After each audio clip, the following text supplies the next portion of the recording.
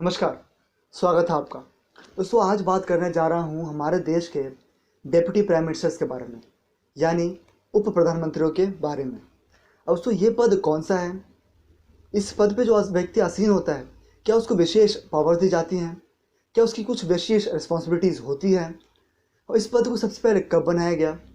इस पद पे अभी मौजूदा हमारे देश में कौन है, और नहीं है तो क्यों नहीं है?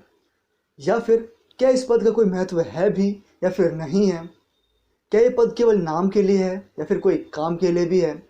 तो इन सब तमाम बातों पे दोस्तों आज हम रोशनी डालने वाले हैं आज के इस वीडियो में। सबसे पहले हम जान लेते हैं कि एक हमारे देश में एक उप प्रधानमंत्री क्या होता है और उसकी ज़रूरत हमारे देश में कब आन पड़ी थी और अभी हमारे देश में ये पद क्यों नहीं है। सबसे पहले दोस्तों आपको बता दूं कि हमारे देश में उप प्रधानमंत्री का पद एक अनकॉन्स्टिट्यूशनल पद है, यानी ये एक पद असंवैधानिक है। हमने बिल्कुल ठीक सुना। इसके लिए हमारे देश में दोस्तों संविधान के अंदर कोई भी प्रावधान नहीं किया गया है।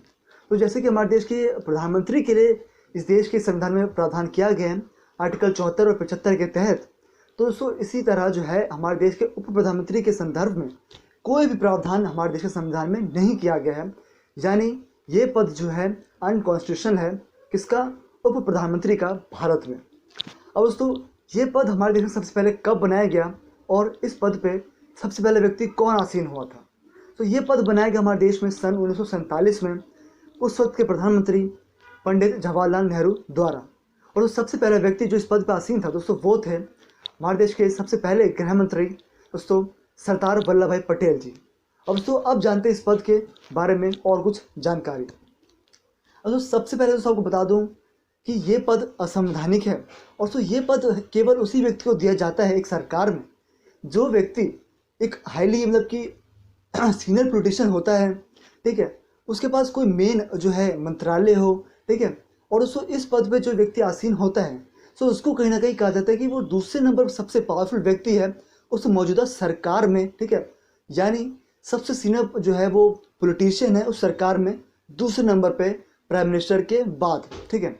दोस्तों ठीक इसी तरह जो है ये पद उसी व्यक्ति को दिया जाता है जिसके पास विशेष कोई मंत्रालय हो, कोई डिफेंस का मंत्रालय हो, कोई गृह का हो, कोई फाइनेंस का हो। तो फिर दोस्तों ये पद जो है एक उसी व्यक्ति को दिया जाता है हमारे देश की सरकार। अब दोस्तों इससे जुड़े कुछ और बातों पर दोस्तों रोशनी हम डालते हैं। दोस्तों अब तक कुल हमारे देश में जो उप प्रधानमंत्री हुए हैं दोस्तों वो हुए हैं 7।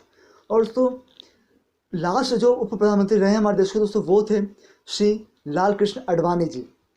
अब दोस्तों हमारे देश में 7 ही ये उप प्रधानमंत्री क्यों हैं उसके बारे में भी जानते हैं।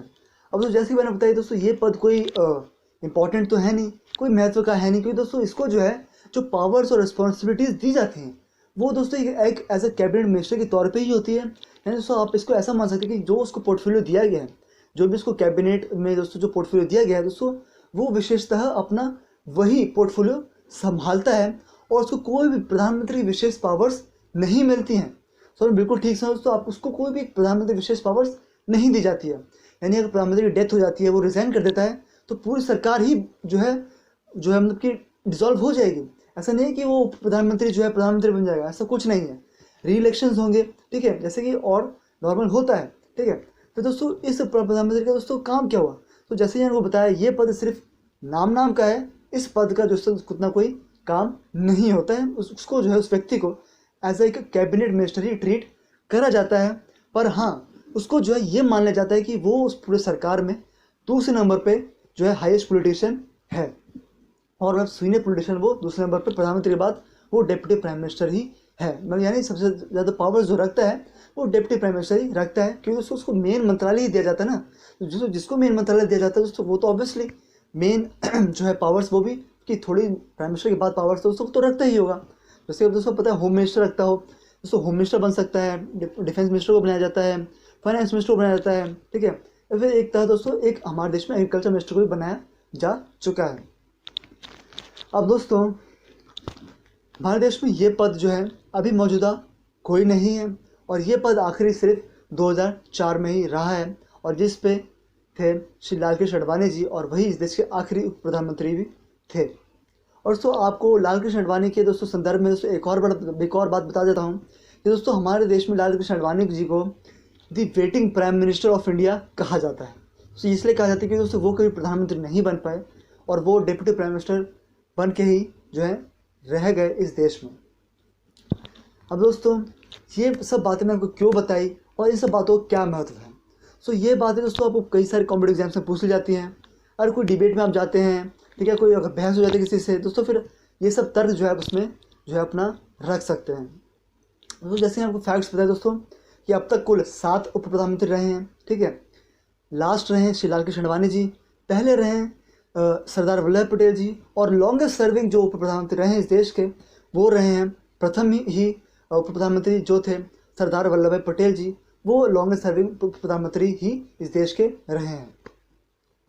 अब दोस्तों ठीक इसी तरह जो है हमारे देश के कई राज्यों में उप मुख्यमंत्री भी होते हैं, यानी डेप्यूटी चीफ मिनिस्टर। और दोस्तों ये डेप्यूटी चीफ मिनिस्टर दोस्तों जो होते हैं ये कई सारे हो सकते हैं एक राज्य में दोस्तों। जैसे कि अभी आप देखिए मौजूदा आंध्र प्रदेश में दोस्तों 3 उप मुख्यमंत्री हैं। और दोस्तों ठीक इस तरह दोस्तों जो हमारे देश में भी दोस्तों उप प्रधानमंत्री के संदर्भ में भी जो है 2 या 3 उप प्रधानमंत्री भी इस देश में हो सकते हैं। सो अभी तक तो दोस्तों कुल जो है एक जो है प्रधानमंत्री के अंदर दोस्तों 2 उप प्रधानमंत्री रह चुके हैं दोस्तों। वो रहे हैं दोस्तों मोरारजी देसाई के प्राइम मिनिस्टरशिप के अंडर। दोस्तों जब मोरारजी देसाई इस देश के प्रधानमंत्री बने तो फिर उनके संदर्भ में दोस्तों उनके जो अंडर दोस्तों 2 उप प्रधानमंत्री इस देश के रहे। एक थे दोस्तों चरण सिंह और दूसरे थे कौन, बाबू जगजीवन राम जी।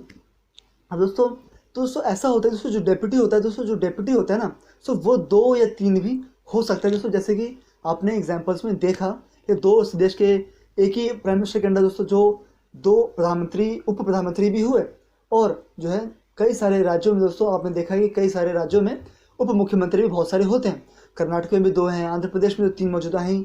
तो इस तरीके से जो है ये कई सारे पद जो है डेप्यूटी बनाए जा सकते हैं, और इन पद का कोई विशेष महत्व नहीं होता है, और ये एक एज अननेसेसरी पद आप कह सकते हैं, और सिर्फ एक बंदे को बताने के लिए कि हाँ इतना सीनियर व्यक्ति है हमारी सरकार में और उसको इतनी मतलब की रिस्पेक्ट दी जानी चाहिए, मतलब कितना पावर, ये मेरे पास पावर जितनी वो रखता है दोस्तों वो एक यही व्यक्ति रखता है। तो ये सब बताने के लिए जो है आप इसको डेप्यूटी मुख्यमंत्री, डेप्यूटी प्राइम मिनिस्टर आप ये सब कह सकते हैं। दोस्तों इस वीडियो आपको मैं एक छोटा सा शॉर्ट में किस्सा बताना चाहता हूँ, सो जो आपको जो है जानना ही चाहिए। सो दोस्तों एक किस्सा हो दोस्तों 1989 में जब दोस्तों शपथ ग्रहण चल रही थी, उस वक्त के हमारे जो तत्कालीन जो प्रधानमंत्री बनने वाले थे कौन दोस्तों, वीपी सिंह। सो जब वो अपनी शपथ ग्रहण में थे दोस्तों, उसके बाद दोस्तों जब वीपी सिंह दोस्तों शपथ ग्रहण हो गया, फिर दोस्तों जब एक व्यक्ति शपथ ग्रहण हो जाता है तो सबसे पहले तो एक सीनियर मोस्ट व्यक्ति की दोस्तों शपथ ग्रहण होता है।